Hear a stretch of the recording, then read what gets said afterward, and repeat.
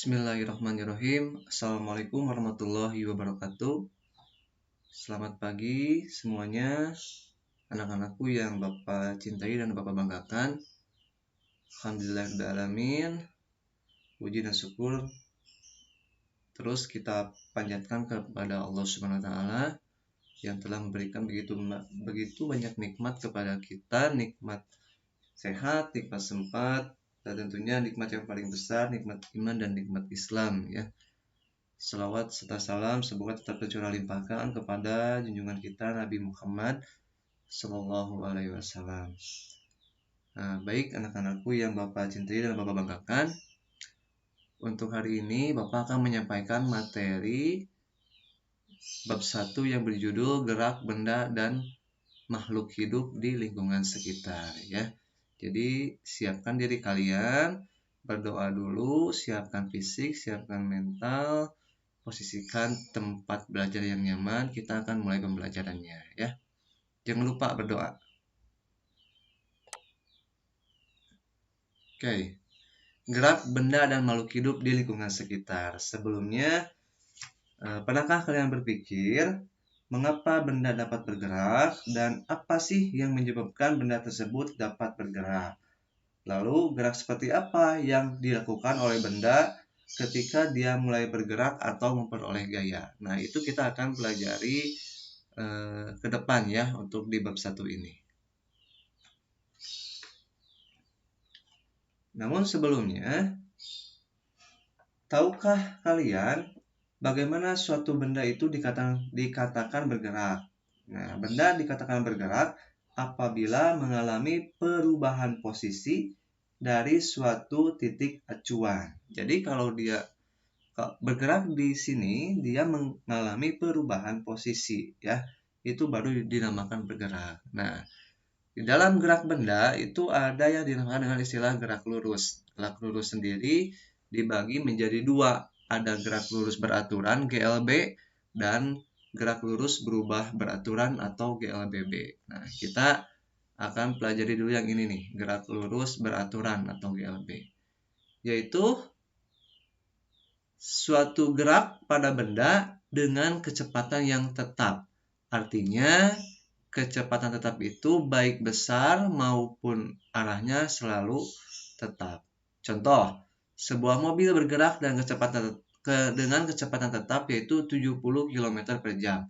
Artinya, mobil tersebut bisa menempuh jarak 70 km dalam waktu tepat 1 jam, tidak kurang tidak lebih. Kalau kecepatannya dia tidak mengalami perubahan, begitu ya. Selanjutnya, ciri-ciri GLBB yaitu lintasan berupa garis lurus atau masih bisa dianggap sebagai lintasan yang lurus. Yang kedua, kecepatan bendanya tetap atau konstan. Yang ketiga, tidak mempunyai percepatan atau A sama dengan 0. Nanti di slide selanjutnya akan dibahas perbedaan kecepatan dan percepatan. Yang terakhir, kecepatan berbanding lurus dengan perpindahan dan berbanding terbalik dengan waktu. Artinya semakin cepat, maka posisi dia berpindah dari satu titik ke titik yang lain akan semakin besar. Dan sebaliknya, waktu yang diperlukan akan semakin sedikit kalau kecepatannya semakin besar. Selanjutnya yaitu gerak lurus berubah beraturan. Nah, ini berbanding terbalik dengan yang tadi sudah disampaikan yaitu GLB ya. Ini GLBB, gerak lurus berubah beraturan. Yaitu gerak yang lintasannya adalah garis lurus dengan kecepatan yang berubah beraturan. Jadi kecepatannya tidak konstan, namun dia berubah, bisa dipercepat ataupun diperlambat dengan catatan beraturan ya. Nah, gerak lurus ini juga bisa diartikan sebagai gerak lurus suatu objek di mana kecepatannya berubah terhadap waktu karena adanya percepatan yang konstan atau tetap. Nah, ini GLBB. Kalau tadi di GLB tidak ada percepatan, nah kalau di GLBB ada percepatan. Ciri-cirinya, pertama ada dua jenis GLBB, yaitu dipercepat dan yang kedua diperlambat. Yang kedua, lintasannya berupa garis lurus atau lintasan yang masih dianggap garis lurus.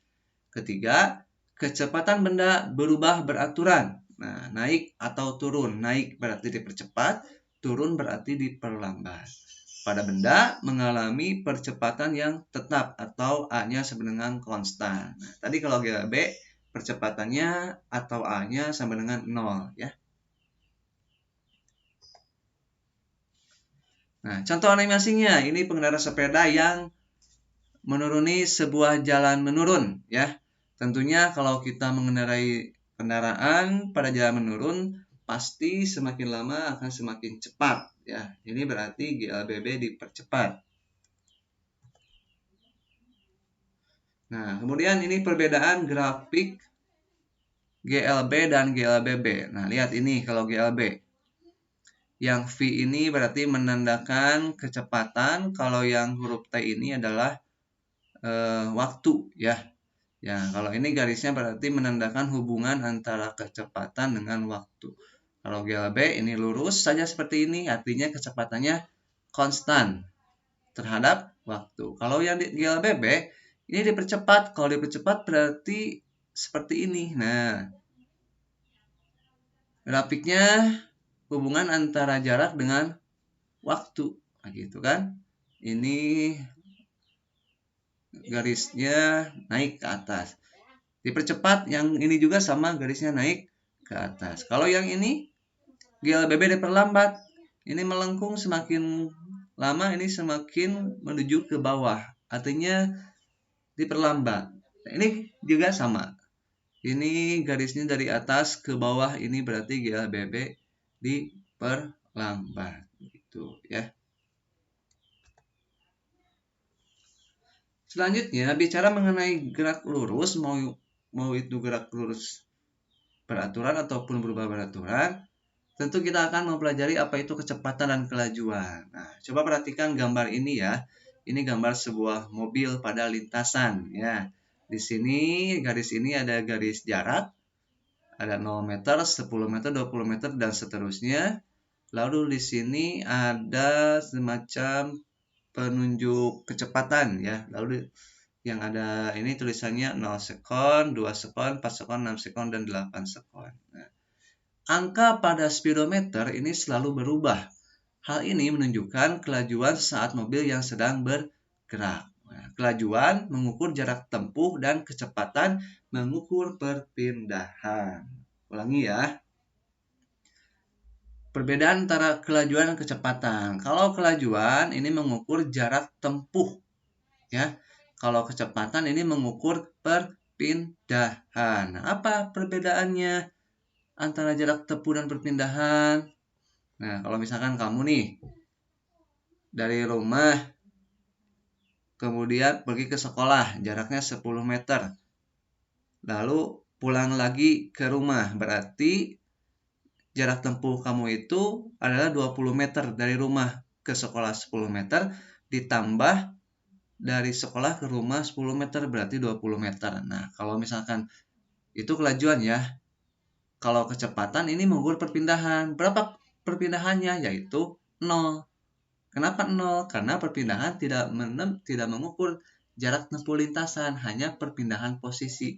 Karena kamu kan tadi berangkatnya dari rumah ke sekolah, pulang lagi ke rumah. Berarti dari rumah ke rumah itu perpindahan. Sehingga kecepatannya ataupun jaraknya adalah 0 ya.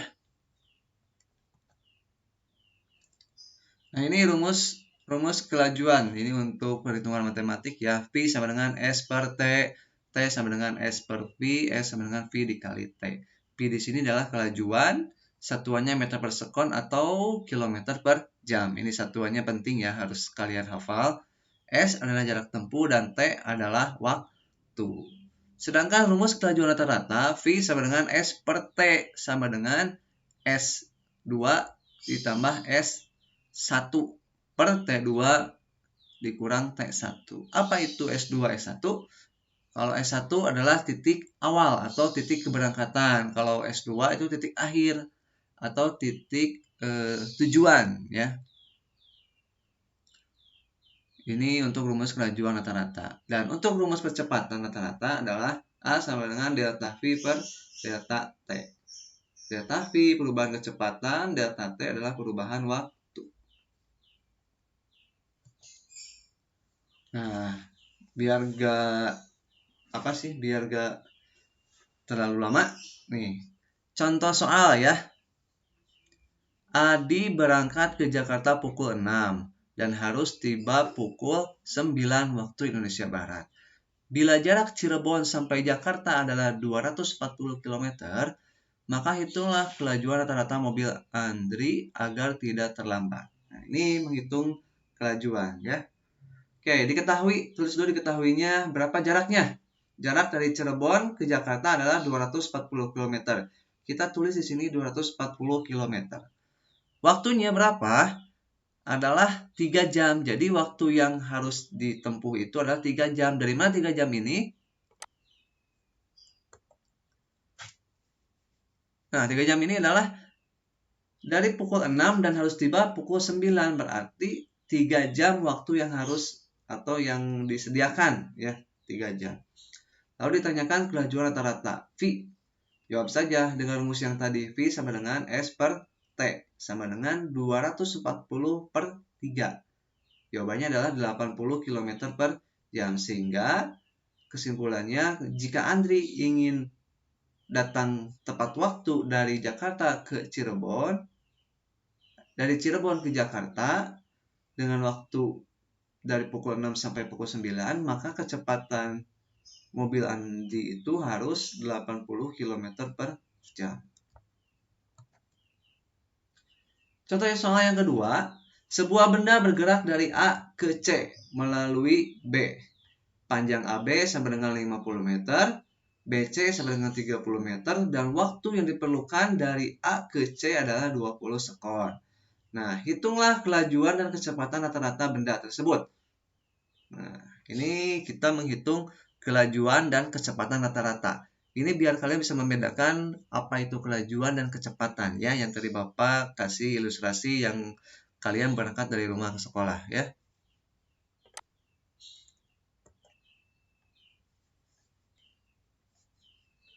Nah, ini kira-kira gambar untuk mengilustrasikan soal yang barusan ya. A ke B 50 meter, B ke C 30 meter. Maka jaraknya itu adalah panjang lintasan seluruhnya.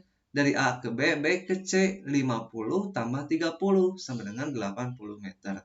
Adapun perpindahannya adalah 50 dikurang 30 sama dengan 20 meter. Kenapa dikurang 30?